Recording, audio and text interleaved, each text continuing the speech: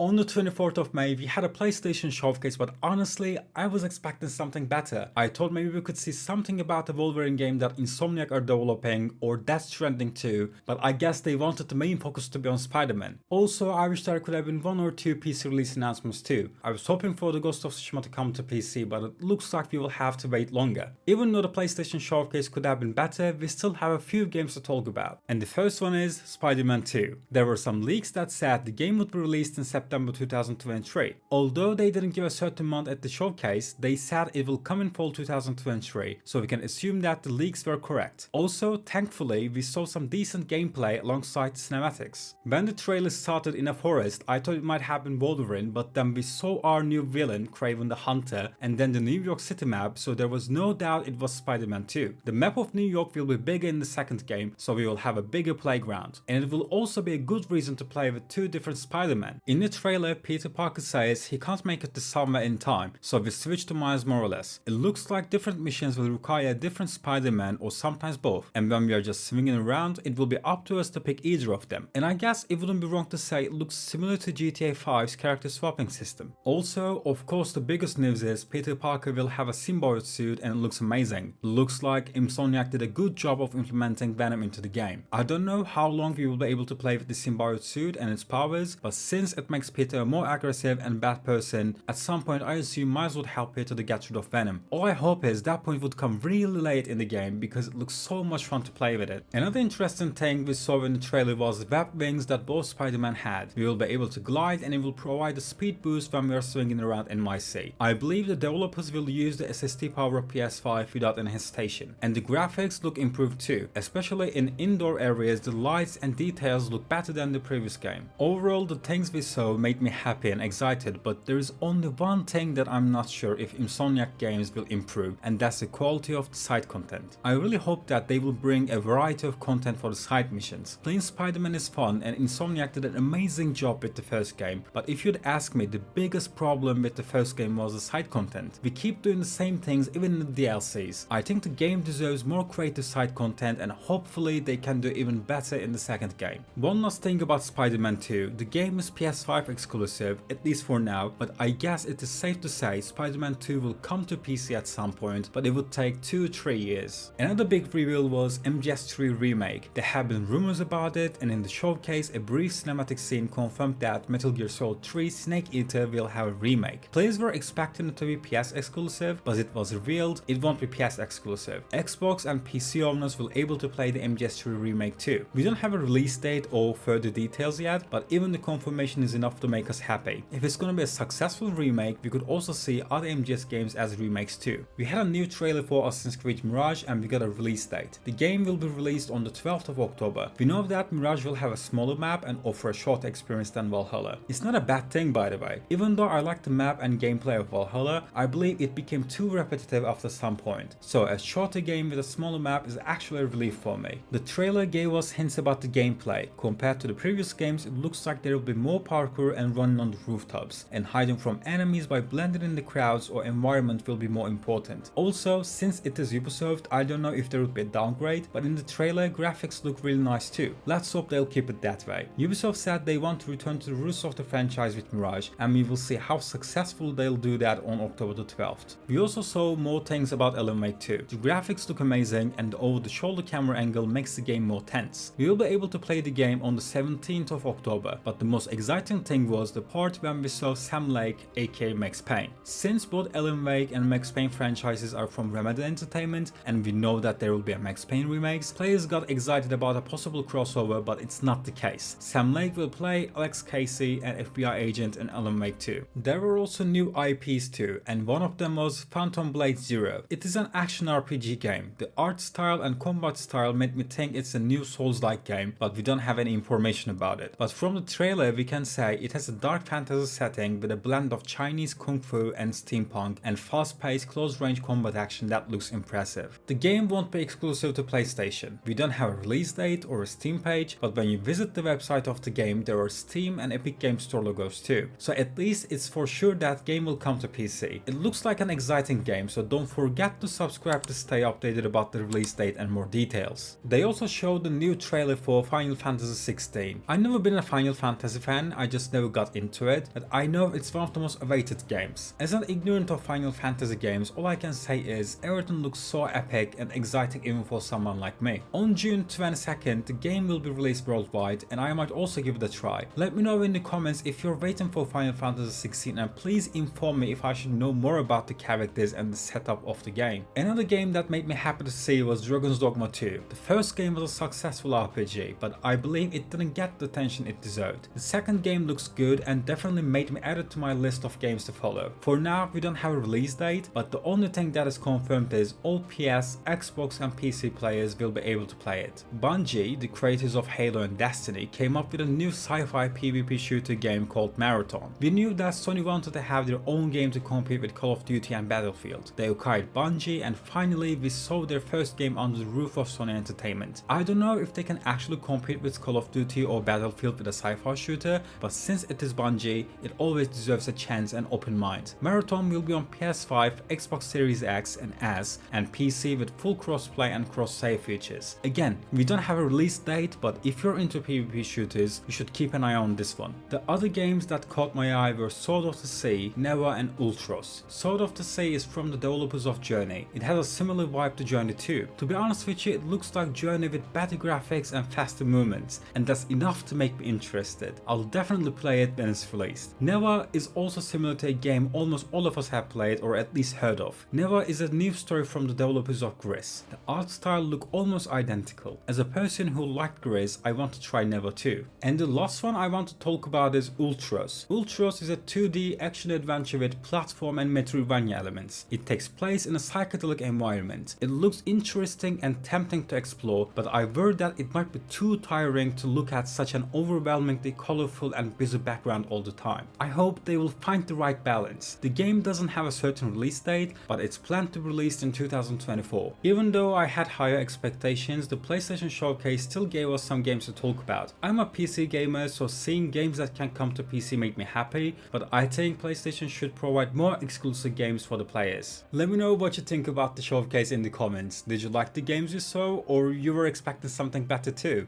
Also, if you'd like to see more videos like this, don't forget to subscribe to the channel and leave a like on the video.